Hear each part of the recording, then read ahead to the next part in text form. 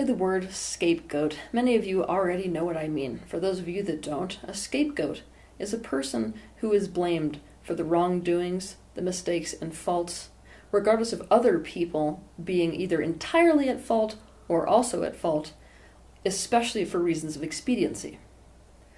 Now, this term scapegoat originates from Judaism. During mass reconciliation, a rabbi would bring a goat to the altar.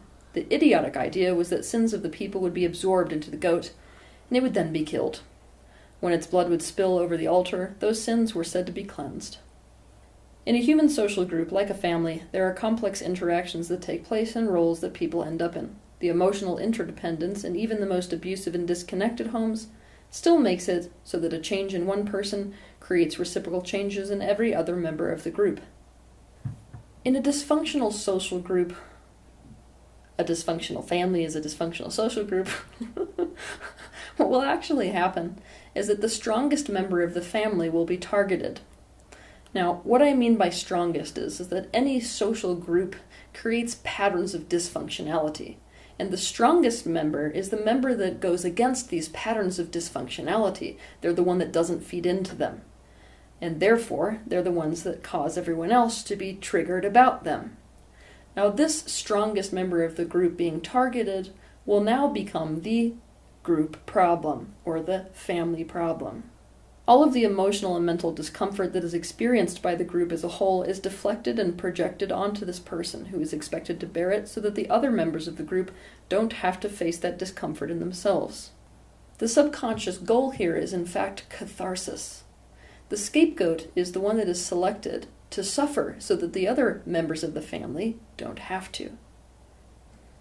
In the family, the person who ends up in the role of the scapegoat is not actually to blame any more than the goat in our sacrifice scenario is to blame for the sins of the people.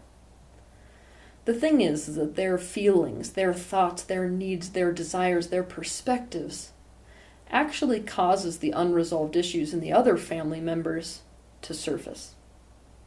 At which point, instead of looking at these unresolved issues and actually resolving them, all of that distress becomes deflected onto this person, and that person is the reason for the family's problems and suffering. Here's an example. A mother doesn't actually want a child, but she has been led by society to believe that that's the only acceptable role for her to have. And in fact, that's the only way for her to guarantee that she's going to get love long term. So she has a child. Now this child is going to have its own needs, have its own desires, have its own thoughts. It's going to be its own unique being. But when it's born to a mother that doesn't really want a child, a mother that just wants validation, for example, this isn't going to go so well. When this mother has to run around and cater to this child's thoughts and needs and desires and accommodate the child in such an extreme way, it's going to bring up her unresolved issues around wanting to do what she wants to do in life, and the very real fact that society led her in the exact opposite direction of her genuine desires, in the direction of what society says she needs to be doing with her life. Now, instead of facing the fact that she never wanted to be a mother, instead of facing the fact that the real selfish truth is that she wants to do what she wants to do, and probably needs to let herself go ahead and face those types of things she actually wants to do and do them, she's going to make the child the issue. You're so selfish, she's going to say when the child asks for something. She's going to be constantly exasperated, tell the story that her life ended when her daughters began. She has made the problem the child and projected her own sins, so to speak, onto the child in order to avoid the discomfort of accepting that she does not want a child and she is selfish and that she wants to do what she wants to do, not dedicate her life to another person's care. It is at this point that the child has become a scapegoat. Of course, it's difficult for a scapegoat in any social group to really genuinely understand they're not to blame and not at fault. Why? Because it doesn't make sense that if they're not at fault, why the hell they're being treated this way? What the scapegoat does with this extreme confusion that they are trapped in their whole life of trying to figure out just what it is that they did that was so bad to deserve this treatment, is that they will go on a lifelong mission to try to figure out what's bad about themselves and fix it, and yet nothing they ever do will ever turn up anything that they're actually able to fix so as to get the love they need from the people around them. Why? Because resolving things was never the intention of the family or social group in the first place. In other words, it was never a motive of anyone in the group for that person to not be the problem. It served them for that person to be the problem. As long as that person was the problem, they could avoid looking at themselves, and that is the biggest gaslight of all. Basically, everyone's like, we really do want you to fix the fact that you're such a problem for us, but that's a gaslight, because they don't. What they want is to make someone the problem so that they can avoid facing themselves. The scapegoat can spend a lifetime paying for sins they never committed. Now, because we live in a universe based on the law of mirroring, what some people call the law of attraction, there's this crappy little thing that happens. Now, I understand, universally speaking, this is a brilliant design. There's some debate about that in consciousness itself. However, for the sake of relating to you, I'm going to say, it's a crappy little pattern. Why? Because when you have been scapegoated, and this is the basis of your life, you will go on to be scapegoated again, and again, and again, and again, until you resolve the very things that are keeping you stuck in the pattern. And this is something that I want to help you, if you have experienced scapegoating, with today. Because actually the scapegoat has patterns within themselves that are acting like superglue, fusing them to this behavior of being scapegoated. First, I'm going to list the top 4 things that act like a superglue, attaching a scapegoat to the pattern of being scapegoated. 1. Accepting this role was literally the only way to stay safe in the social group, and so this is now your pattern of fitting in and staying safe socially. 2. Accepting responsibility made you not like the people who hurt you. 3. You love people who take responsibility. You find them safe, and so you do not want to entertain the idea of letting any of that responsibility go. Plus, you're only in control if you take 100% of it. 4. No one else in the social group was taking any responsibility, and so you were forced to be the one to do it for all of them. This is now a habit. Let's address the first item of superglue, shall we? You have a very clear option when a social group turns you into a scapegoat. That is, you either instantaneously conform, or you suffer the wrath of being excluded, of being made to be the problem, and being treated and seen as the problem, by the way, comes with a great many consequences socially. Now here's the thing. There are a great many situations where a person, especially a child, can't actually conform. And even when you can conform, people aren't really idiots. They understand that genuine conformity is not actually love. They understand that if they conform, they have to get rid of themselves to do it. And so the consequence, as opposed to abandonment, for people who actually are able to conform in a social group like this, is the loss of self. Basically, in a social group, you're not safe at all, because you have to exchange one form of safety for another form of safety, and you have to exchange one form of unsafety for another form of unsafety. Either you're looking at losing yourself or being an outcast. The role of the scapegoat and the role of the golden child in a family group are both not safe. They're just opposite forms of unsafety. And so if you are in either role, you carry seeds of fear of the opposite, as well as the pain of what you chose. But in any case, accepting the role of the scapegoat within the social group, in fact, made it so that you did not end up completely and entirely alone. Now, I need you to understand that we are a completely relationally dependent species. If you put a baby out on a sidewalk with no one to tend it, it is dead. This means that we prioritize closeness with a social group over absolutely everything, and aloneness is annihilation to the human species. So the way it works is this. When a social group starts to scapegoat you and you can't conform or don't conform in some way, then what happens is a very specific pattern. You have to first buy into the fact that you're the family problem, and you have to adopt this as your way of seeing yourself. When you do this, you are no longer resisting the way that this group sees you. You're no longer resisting the way they want to use you within the group. Therefore, they're going to stop resisting you in that way, to a degree. In this atmosphere of non-resistance to the horrible identity that's being projected onto you and to all the things you're being blamed for, actually allows the people in the social group to switch up their game now and to avoid their unresolved issues even further. They do this by considering themselves, at this point, the healer and the fixer of you. At this point, the scapegoat becomes the identified patient in the social group. They use the idea of themselves as a good person for focusing on and helping and fixing you to further avoid their own pain. The thing is, they're creating the very pain in you that they say is your personality defect and flipping it so as to heal it. Now, this is disgusting. This social pattern is disgusting when you really get it. It is so dysfunctional, and it is such an extreme form of gaslight. The reason that I say it's a gaslight is this, and by the way, those of you who don't know what a gaslight is, it's basically to convince you that what you see you don't see, what you hear you don't hear, what you perceive is not reality, is to mess with someone's sense of reality. Now, I may do an entire episode on gaslighting because it's so misunderstood. However, for the sake of this episode, it's so intensely gaslighting because of this. Imagine that I walked up to you with a lead pipe, and I knocked your feet out from under you. Now you're rolling around on the ground and you're in pain.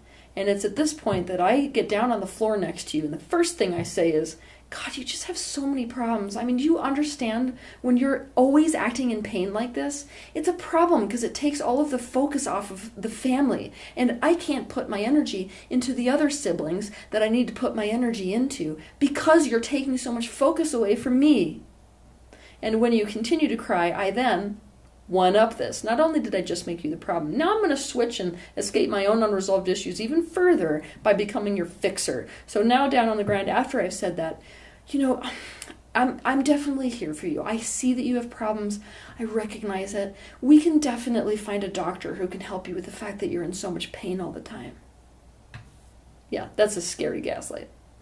That is life for a scapegoat in a family unit. The vast majority of children who are brought to psychologists and psychiatrists are in fact family scapegoats in this exact situation. But the sad thing is that playing into this pattern by accepting themselves as the problem saves the scapegoat from abandonment, annihilation, and further wounding by the people in their lives.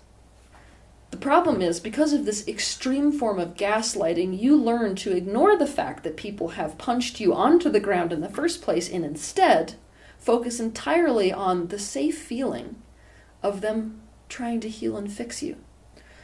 Your only frame of reference for closeness with other people is when they're trying to fix you now. That means you are prone to getting into relationship after relationship with people who mess you up specifically so they can do this pattern with you. They screw you up so they can fix you up. And you actually feel more loved and more safe in that. Because at least, even if they're the ones that knocked your knee out from under you in the first place, in the moment that they're bandaging it up, you're not getting hurt like you usually are. Okay, so you can get this. Your frame of reference for love and safety is blaming yourself, seeing yourself as the problem, and having people fix you. This is a pattern you repeat and repeat in order to get your emotional and even physical needs met, to feel close to people and feel safe socially. You pick people who do this to you. You do not end relationships with people who do this to you. To address the second item of superglue, you wouldn't really be the scapegoat of your family if the truth, even at a subconscious level, wasn't that you actually do see the patterns that are occurring. In fact, in the previous scenario, you're the kid who sees, even if there's a part of you that wonders whether you're bad or not, that mom didn't actually want a kid.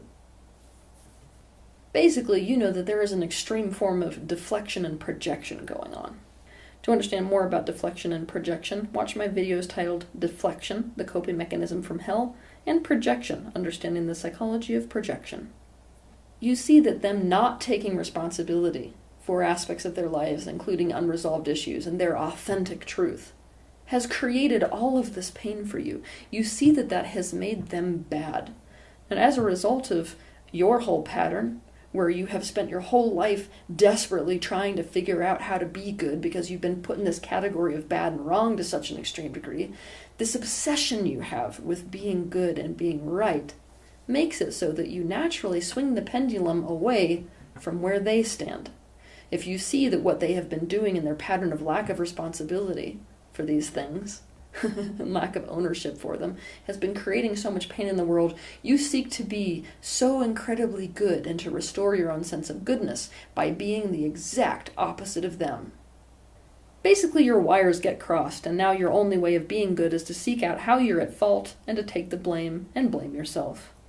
The problem is, in this universe, based on the law of mirroring, yet again, that creates quite the vibrational problem, doesn't it? Because if you are in the frequency of yourself always being to blame, that means other people will always blame you. Haven't you noticed this interesting little quality about the universe, that the people who do not actually, in fact, blame themselves often don't get blamed by others? Yes, if you are a scapegoat, there is going to be nothing more triggering than those moments when you're watching a movie and someone is blamed for something they didn't do, convicted of a crime they didn't commit, and can say nothing because they're already condemned. Because this is your life, isn't it? You're going to be scapegoated and blamed for things, even though you didn't do it. And the pattern that's actually creating this on a vibrational level is the pattern of blaming yourself so as to stay virtuous. To address the third superglue, you have been so damaged by being blamed, especially wrongly blamed, that you have fallen in love with the opposite characteristic from the ones that the people who originally hurt you have. You have fallen in love with people who blame themselves, fallen in love with people who take responsibility. Do you want to know why? Because it actually does keep you safe. It's safe when somebody takes responsibility for things. But this complete adoration you have for people taking responsibility and this glorification of the trait itself has caused you to adopt the trait of hyper-responsibility. It has caused you to swing the pendulum completely to the far end of the scale, where you take blame for everything and everything. By taking 100% of the responsibility of the blame, you feel superior in that goodness and also feel in control and thus safe. If something is someone else's responsibility or fault, who's actually in control of repair in that situation? And you have learned over the course of your life not to trust anyone else with responsibility. Therefore, in order to feel safe and in control of your life, you have to take 100% of it. This is the very same pattern that keeps people locked in sexual abuse. Those of you who have worked or who know people who have been sexually abused know that the hardest thing to get a survivor past in the path of healing is self-blame. The reason is that blaming themselves implies that they themselves had a hand in why something happened. Look at the terror of the reality if they don't. If they had nothing to do with why it happened, then they were truly a victim. So, taking 100% of the responsibility is the only way they can stay not a victim. To address the fourth issue, being a scapegoat in a family implies that the other family members don't take responsibility for some aspect of life. I mean, you may have had a hyper-responsible parent who was overworked, but still who turned you into the scapegoat because they never took responsibility for their true desires, for their true thoughts, true needs, feelings, whatever. Now, obviously, because these people don't take responsibility, they kind of defaulted to you, didn't it? It didn't really matter whether you wanted to take responsibility for it or not. If no one else was going to, it was you or no one. This means you're conditioned to automatically do it. It's complete and total habit. You take responsibility for what is and isn't yours to take responsibility for, thinking that there is no other option. So take a look at your life for what might be someone else's responsibility and ask yourself, if I didn't take responsibility for fill in the blank, what would happen? For example, did you know that it's another person's responsibility when they feel that they have some sort of a conflict or a problem with you to come to you directly to try to resolve it? That's actually their responsibility to initiate that resolve. Now ask yourself this question. If I weren't the person to intuit the fact that that person had an issue with me and to be the one to bring it up with them so that I initiated the resolve, what would happen? Or wouldn't? This level of hyper-responsibility, it's going to kill you one day. It will literally incapacitate you. And on top of that, it makes you an absolute magnet to people who do not want to take any responsibility at all. I find it helpful, in alignment with my teachings on love, to consider that all beings in existence, all people, are part of myself, and ask myself the question, if this person were me, a part of me, would I want a part of me to be doing X, Y, Z? Would I want them to be escaping from their own unresolved issues instead of facing them? Would I want them to not be taking responsibility? If the answer is yes, by all means go ahead and continue. But if the answer is no, then you can consider yourself an enabler of dysfunction, and therefore not loving to them at all, by continuing this pattern. What does all this boil down to? You need to look at what is and isn't yours in any situation. What is keeping you from doing this is that anytime you look at how something isn't your fault, you feel like you're headed straight towards becoming like those people you hate because they hurt you so badly. You think you're the good guy for taking all the blame. You can only be good for taking responsibility for what's yours, otherwise you've turned into an enabler. You enable people to be like those people who hurt you. You enable their dysfunction as well as pattern of deflecting and projecting, and allow them to avoid the unresolved issues and pain, which means they will continue to hurt themselves and hurt other people. You've got to see that those consequences that in the beginning of your life you were so incredibly afraid of, things like abandonment, things like annihilation even, they're so much better than a lifetime spent with other people smearing you with their own poisoned blood. It's so much better than a life of the consequences that you're going to constantly get by being seen as the bad guy and the wrong one. You've got to see now at this point in your life that the consequences that you were so incredibly afraid of, things like abandonment, things like annihilation, are in fact so much better than the consequences you're going to face of being constantly seen and treated as if you're bad and wrong. There are a lot of consequences, torturous consequences, for being in that role in a social group. What this means is it isn't safe.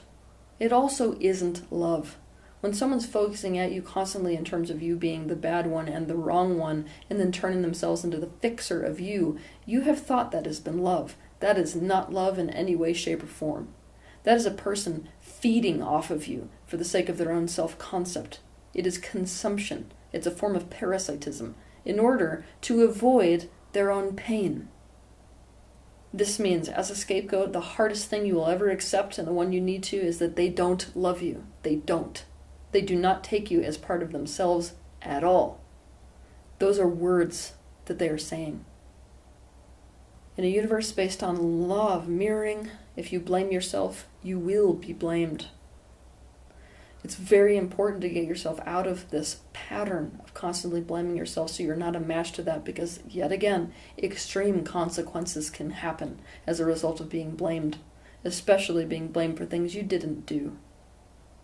You are blaming yourself to maintain a sense of goodness, so you're nothing like those people who hurt you.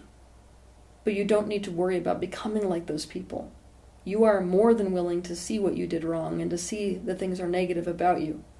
You've been practicing this bravery all your life. What you do need to do is to swing the pendulum back towards what's healthy. It is inauthentic and not in reality to adhere to one extreme like that. The way to swing the pendulum back towards healthy is to own up to your own authentic truth, own it up to reality, and be responsible for that. People who scapegoat others are by definition not being authentic. They are not being authentic about their own personal desires, their own personal needs, their own personal feelings, their own personal thoughts, their own perspective. In that lack of authenticity, they're not able to actually do anything to resolve it, are they? Therefore, they have to deflect and project. That means own your truth to not be like them. Don't blame yourself to not be like them. The time has come to discern what is yours and what is someone else's. Being in relationships with people who take responsibility themselves will make you safe and will actually make it easier for you to see what is and isn't yours. When two people each look at what's theirs, this is a healthy relationship. This is a relationship where you can change things for the benefit of expansion. If you continue to blame yourself in order to stay good, you will be a magnet for people who love to get away with blaming others and never look at themselves. If you suffer from this pattern of being scapegoated, the honest truth is I have far too many videos to mention that will help you to escape this type of patterning that is inherent within you as a result of everything you experienced. But I have compiled a tiny little list here of videos that I really suggest that you watch, like today, if you have this issue with scapegoating. The defective doll, dysfunctional relationships. Responsibility, why, when, and how to take it. How to call bullshit on denial. How to let go of a coping mechanism. The hidden truth about dysfunctional relationships.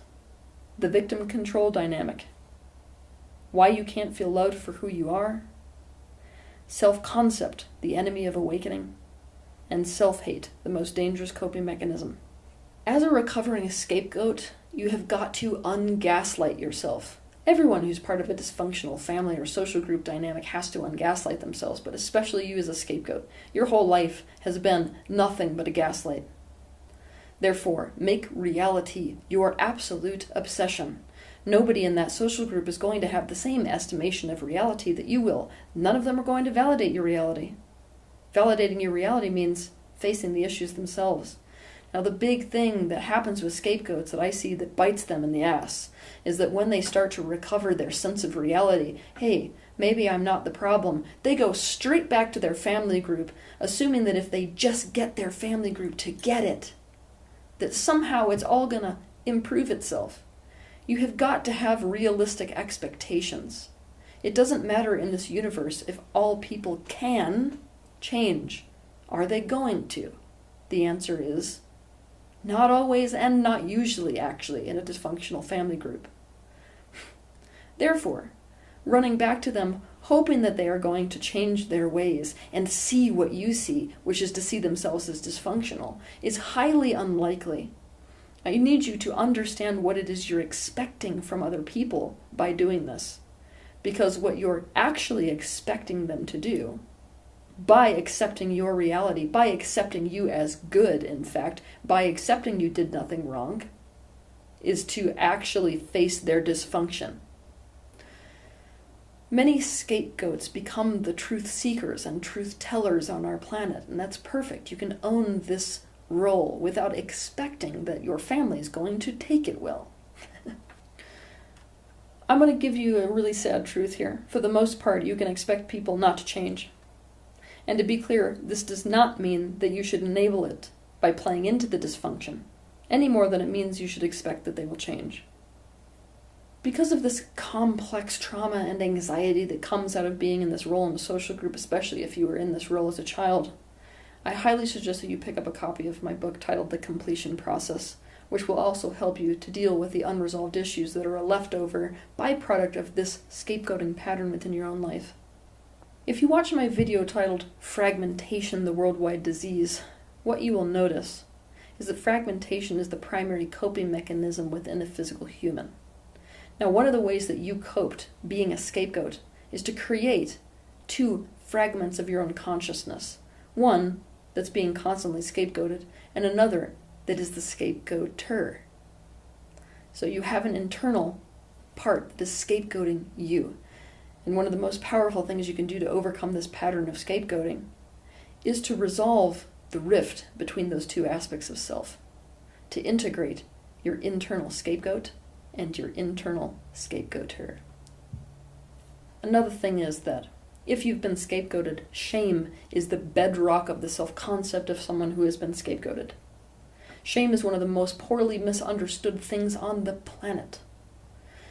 Most people see shame in a certain way, and based off of the way they see it, the advice they give you around shame actually makes the shame worse. Shame is not something in and of itself that you can necessarily do away with because it is, in fact, a biological affective reaction. It happens whenever you're pushing a part of yourself away from yourself in order to establish closeness with a social group. Now, obviously, given the fact that you have so many of these deep patterns and this deep conditioning with shame, this is something that needs a little bit more focus than the average rhetoric. For this reason, even though every single chapter in the book that I wrote called Anatomy of Loneliness is going to apply to you if you were a scapegoat, I mean every word, there is an entire section of the book completely dedicated to shame and overcoming shame.